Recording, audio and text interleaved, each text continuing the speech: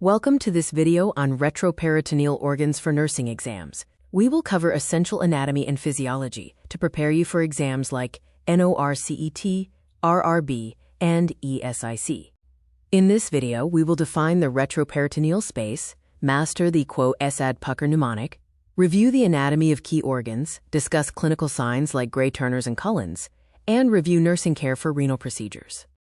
The retroperitoneal space is the anatomical space in the abdominal cavity located behind the peritoneum. Organs here are only partially covered by peritoneum on their anterior side.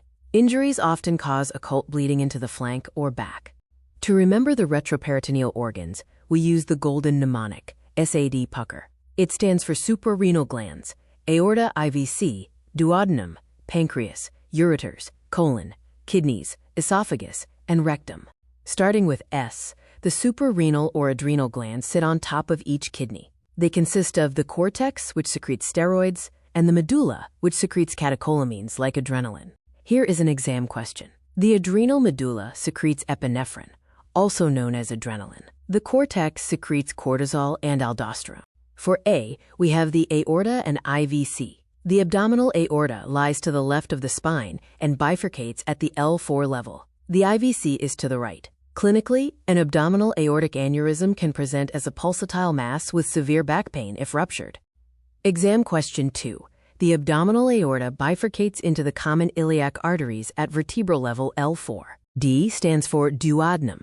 It is the first part of the small intestine. The retroperitoneal parts are the second, third, and fourth parts. The first part, the duodenal cap, is the exception, as it is intraperitoneal. P is for pancreas. The head, neck, and body are retroperitoneal. The tail is intraperitoneal, near the spleen. This retroperitoneal location is why pancreatic pain often radiates to the back.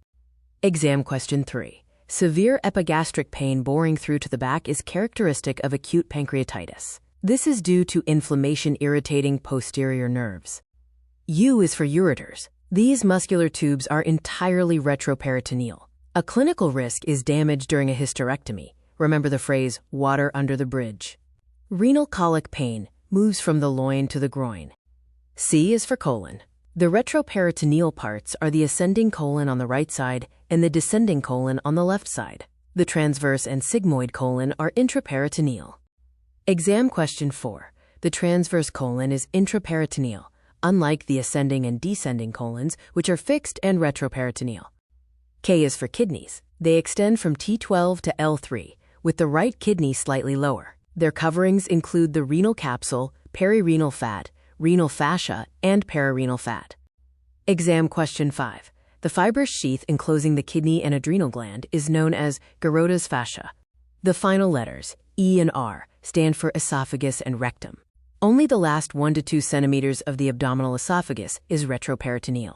The upper 2/3 of the rectum are retroperitoneal. Clinically, Gray-Turner's sign is ecchymosis or bruising of the flanks, which indicates retroperitoneal hemorrhage. This can be seen in severe acute pancreatitis or kidney trauma. Cullen's sign is ecchymosis around the umbilicus. It often accompanies Gray-Turner's sign. You should check vital signs immediately for signs of shock. Remember, Cullen's is center, and Gray-Turner's means turn on side. Exam question 6. Bruising of the flanks indicating retroperitoneal bleeding is called Gray-Turner's sign. For nursing procedures, a renal biopsy is done percutaneously through the back because the kidneys are retroperitoneal. Pre-procedure care includes checking the coagulation profile and ensuring informed consent. Post-renal biopsy, the patient should be positioned supine with a back roll or pillow under the biopsy site for 6 to 24 hours of strict bed rest. This position provides a tamponade effect to prevent retroperitoneal bleeding. Exam question 7. The most appropriate position after a renal biopsy is supine with a pillow under the site to apply mechanical pressure.